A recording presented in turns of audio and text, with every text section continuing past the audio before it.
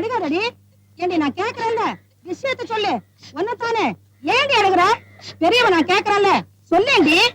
ஏண்டி தடிச்சு நீதான் என்னன்னு சொல்லேண்டி. எனக்கு தெரியாது, இவளே கேளுங்க பாரு. ஒழுங்கா சொல்றதுன்னா சொல்லு, இல்லன்னா எந்திரிச்சு போயிடு. வாயில ஊமையாவா இருக்கு, சொல்லேண்டி.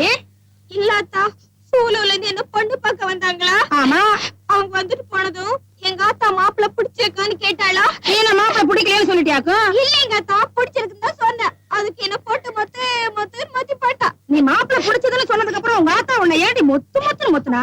அது என்னமோ நான் பிடிச்சிருக்குன்னு சொன்னேன்ல, அது மாப்பிள்ளையோட அப்பனாமா. சண்டாளி, மாப்பிள்ளையோட அப்பனையா பிடிச்சிருக்குன்னு சொன்னேன். நான் என்ன பண்ணிட்டோம், வந்திருந்த கூட்டத்திலேயே அந்த ஆளுதான் பாக்கிறதுக்கு லட்சணமா இருந்தான். ஏண்டி மாப்பிள்ள பையன் வரலையா? வந்திருந்தான். அந்த ஆளுக்கு தலை சொட்ட.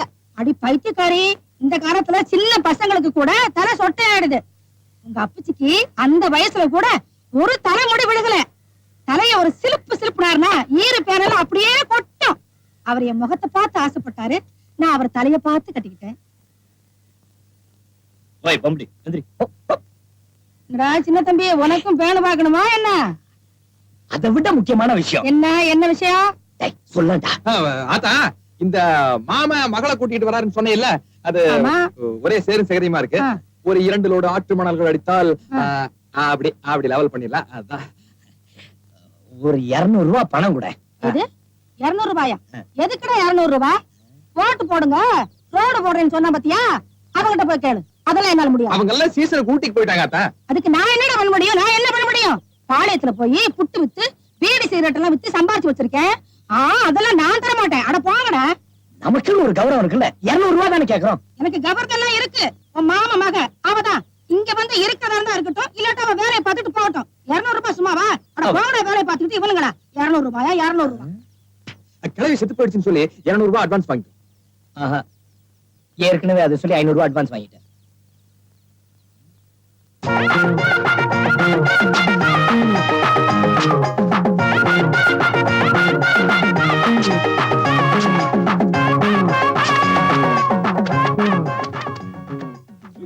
சின்ன தம்பி, மண்ண குழந்தை மேலேயே போடுற.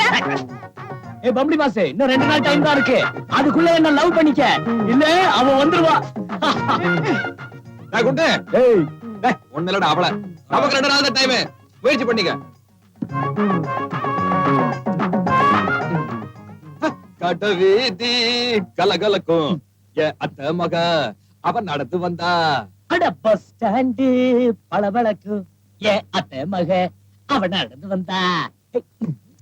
பக்கட்டா பிஞ்சு போகும். இப்படி செலவு பண்ணலாம்.